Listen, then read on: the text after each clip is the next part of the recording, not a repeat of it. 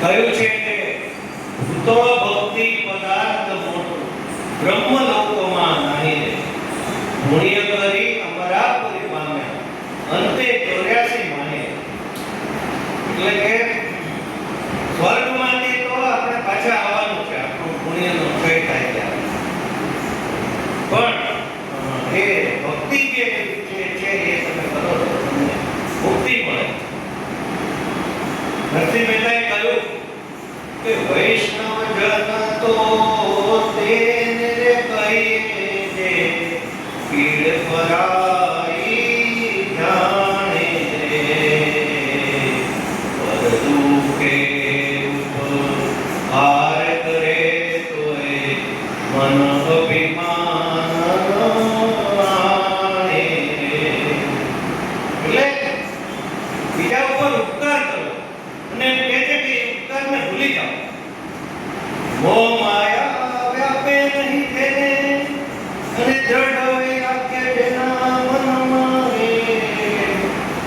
અત્યારના બધા જે પ્રશ્નો છે એ મામકાવાદના છે એટલે એમ કહે છે કે મોહ માયા જેને વ્યાપે ને ભક્તિ કરે ને શું શું ફળ મળે અને ભગવાન તો એમ કહે છે કે મારો ભક્ત જ્યાં બેઠો હોય ત્યાં હું ઊભો રહું અને એ ઊભો હોય તો હું ત્યાં નાચું એટલે કે મને મારો ભક્ત છે એ સૌથી પ્રિય છે એટલે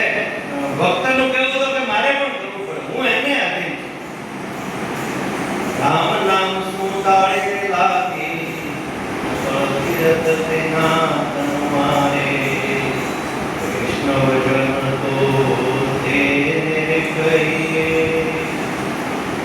વણલોભી ને કપટ રહિત છે કામ ક્રોધ નિવાર્યા રે વણિનરસિંહ જેનું દર્શન કરતા ઉભય પોતે તાર્યા રે ભક્તિ સિવાય ચિત્ત શુદ્ધ થતું નથી ચિત્તની શુદ્ધિ માટે ભક્તિ આવશ્યક છે ભક્તિ તમે કોઈ પણ રીતે કરી શકો છો આપણને સગુણ ઉપાસના અને નિર્ગુણ ઉપાસના પણ અમુક લોકો કરે છે પણ એના કરતા સગુણ ઉપાસના સહેલી છે કારણ કે સગુણ ઉપાસનાની અંદર આપણને ભગવાન આપણા જેવા જ દેખાય છે એટલે આપણે ભગવાનને સવારના પોરમાં સ્નાન કરાવીએ એને નવા નવા વસ્ત્રો પહેરાવીએ પછી એના અન્નકૂટના જમવાના દર્શન થાય